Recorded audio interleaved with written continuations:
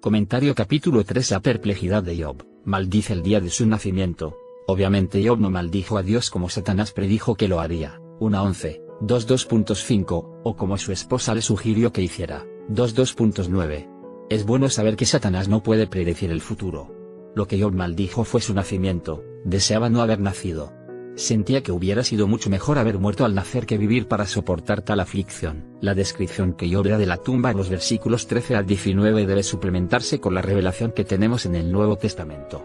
Job nos sugiere que todos los hombres, pecadores y santos por igual, van a un lugar de descanso y bendición, porque sabemos que el perdido muere y va a un lugar de castigo, en tanto que los creyentes van de inmediato a la presencia de Dios. De seguro que nací para algo mejor que esto, es lo que Job dice. Estaba perplejo, no sabía el propósito de Dios en este sufrimiento.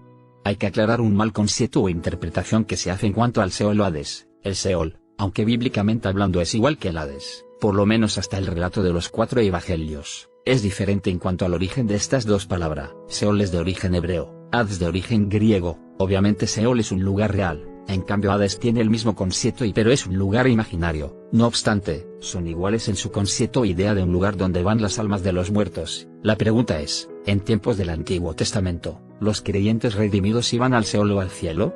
La respuesta es, al Seol, y veremos por qué. En primer lugar, en ninguna parte del Antiguo Testamento se muestra o se dice que los redimidos y los incrédulos están totalmente separados el uno del otro cuando mueren. Por lo tanto, creer que en el Antiguo Testamento estaban totalmente separados es solamente una suposición y no podemos basar creencias en suposiciones, sobre todo si a través de un estudio bíblico podemos llegar a una conclusión acertada, como veremos en este caso. Al contrario de suponer que los redimidos y los inconversos al morir están totalmente separados, el Antiguo Testamento nos indica lo contrario, es decir, toda persona que moría iba al Seol, ya que el Seol se define al igual que la palabra Hades como el lugar donde van los muertos, es decir, todos los muertos sin distinguir. Tenga en mente que estamos hablando del Antiguo Testamento, no del Nuevo Testamento, porque es sino hasta Lucas donde podemos ver que en el Seol o Hades, sí hay una separación parcial entre el redimido y el inconverso. Reitero, una separación parcial pero no completa según las palabras de Jesucristo. Entonces nótese lo que dice Job en los versículos 13 donde dice que si estuviese muerto, versículo 14 dice con los reyes y sus consejeros, o con los príncipes, versículo 17 dice ahí, los impíos dejan de perturbar, y versículo 19 dice ahí está el chico y el grande, el siervo y el libre. Por lo tanto sí podemos decir que el Seol en el Antiguo Testamento era un lugar donde iban todos los muertos sin distinguir si eran creyentes o incrédulos. Pero comparemos con lo que dice Jesús en Lucas 16 2.22-23. 22. Aconteció que murió el mendigo, y fue llevado por los ángeles al seno de Abraham, y murió también el rico, y fue sepultado. 23. Y en el Hades alzó sus ojos, estando en tormentos, y vio de lejos a Abraham, y a Lázaro en su seno. Acá vemos claramente que tanto el redimido como el perdido estaban en un mismo lugar, aunque separados por una cima, es decir, no estaban totalmente separados como muchos dogmáticos creen. Por lo tanto, una de las cosas que tenemos que tener cuidado en no ser excesivamente dogmáticos, no imponer, o poner en primer lugar nuestras propias creencias o las creencias que no están basadas en un estudio bíblico, sino en una suposición de carácter religioso o filosófico. Entonces ahora la pregunta es, ¿actualmente los cristianos todavía van al Seol? La respuesta es no, aunque la respuesta es obvia. Es importante aclarar porque creemos bíblicamente que actualmente los creyentes no van al Seol, es decir, van directamente al cielo. Veamos el fundamento bíblico, Filipenses 1:23. 23. Porque de ambas cosas estoy puesto en estrecho, teniendo deseo de partir y estar con Cristo, lo cual es muchísimo mejor. Pablo deseaba partir para estar con Jesús en el reino de los cielos. Por lo tanto, antes de la muerte y resurrección de Jesús, todos los muertos iban al Seol o Hades, pero, en el Seol los redimidos e inconversos estaban separados por una cima. Después de la muerte y resurrección de Jesús, las almas de los verdaderos creyentes van directamente al cielo y los perdidos al Hades o infierno. Como en el ejemplo del rico, hay que saber que el infierno no es solo lugar de tormento, también es una prisión donde se pagan los pecados. No hay ninguna base bíblica para decir que un inconverso va a un tercer lugar a la espera del juicio final. Lo que hay es la espera de la sentencia definitiva, pero esa espera es en el infierno, no en otro lugar. En los versículos 20 a 24 Job pregunta, ¿por qué miserables como yo viven después de todo? ¿Logra algo nuestra miseria? Quisiera morirme, pero la muerte no viene. ¿Consigue algo el sufrimiento? Cuando nos sometemos a Dios, sí, lo logra. El sufrimiento obra por nosotros, no contra nosotros. Léase 2 Corintios 3 2.7 a 5.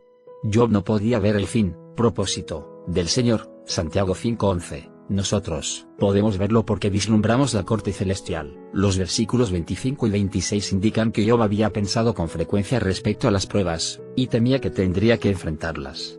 Era un hombre próspero y se había preguntado lo que haría si perdiera su riqueza y su salud.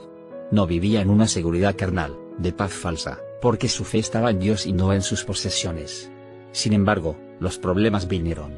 No seamos duros con Job, a menos que nos sentemos donde él estuvo.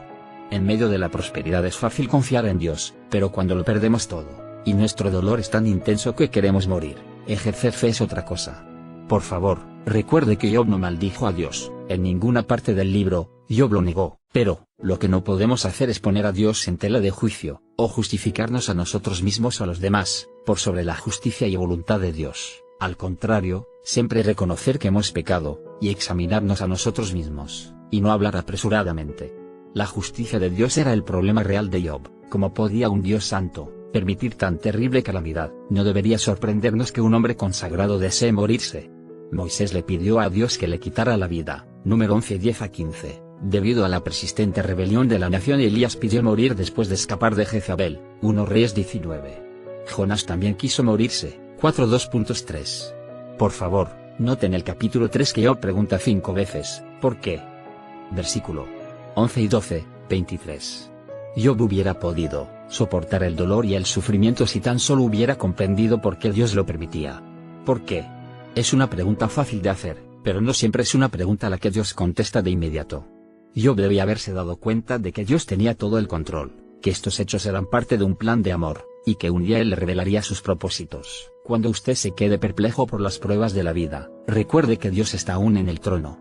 Véase en 23:10 una expresión de la fe de Job: mas Él conoce mi camino, me probará, y saldré como oro. Job estaba atravesando el horno. Pero cuando uno de los hijos de Dios está en el horno, Dios está allí con él. Isaías 43 2.1 a 2, 3:25.